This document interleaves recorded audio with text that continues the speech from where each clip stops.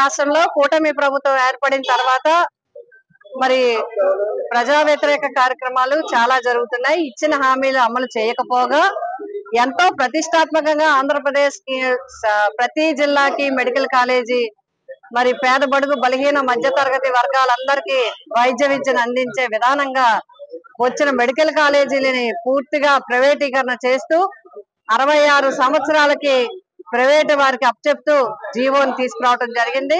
దాన్ని మొట్టమొదటి నుంచి జీవో తలంపు వచ్చిన దగ్గర నుంచి కూడా మరి వైఎస్ జగన్మోహన్ రెడ్డి గారు నాయకత్వంలో వ్యతిరేకత, మరి ప్రజలకి అనుకూలంగా ఇది లేదు, ప్రజా వ్యతిరేక కార్యక్రమం జరుగుతుంది అని చెప్పి మరి వ్యతిరేకించడం జరిగింది. అయినప్పటికీ జీవోల రూపంలో మరి ఈ ప్రభుత్వం తీసుకువచ్చింది జరిగింది. మొత్తం ప్రైవేటీకరణ చేస్తూ స్వార్థ ప్రయోజనాలతో ప్రజా వ్యతిరేక కార్యక్రమం కింద దీన్ని తీసుకోవడం జరిగింది. అందుచేతనే ప్రజల యొక్క మద్దతుని కూడగట్టి గవర్నర్ గారిగా ఈ జీవోని రద్దు చేయించాలని కోటి సంతకాల ఉద్యమ కార్యక్రమాన్ని జగన్మోహన్ రెడ్డి గారు ఇచ్చిన ఆదేశం ప్రకారము రాష్ట్ర వ్యాప్తంగా అన్ని నియోజకవర్గాల్లో కూడా జరుగుతుంది.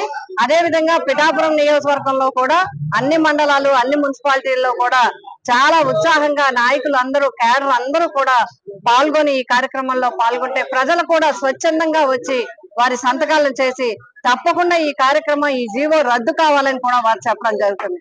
అందులో భాగంగా ఈ రోజు పిఠాపురం పట్టణంలో మరి ఇక్కడ 12, 13 వార్డుల్లో ఇక్కడ పిఠాపురం పట్టణంలో ఈ రోజు కోటి సంతకాల కార్యక్రమాన్ని ఇక్కడ ఈ 2 వార్డుల్లో తీసుకోవడం జరిగింది.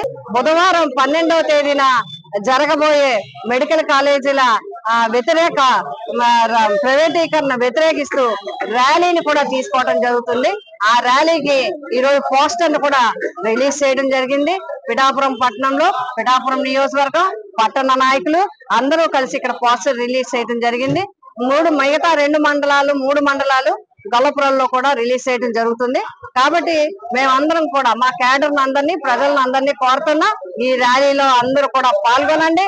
గట్టిగా అందరూ కూడా నిలబడి మనం అందరూ కూడా గట్టిగా ఒకే మాట మీద నిలబడితే తప్పకుండా ఈ జీవో రద్దు అవుతుంది. ఈ జీవో రద్దు అయితే పేద వర్గాలు, అన్ని వర్గాలకి మరి న్యాయం జరుగుతుంది. పేదవాడికి ఉచిత వైద్యం, పేదవారికి విద్యార్థులకు ఉచిత విద్య, వైద్య విద్య కూడా లభిస్తుంది. కాబట్టి తప్పకుండా ఈ కార్యక్రమాన్ని బలోపేతం చేయాలి.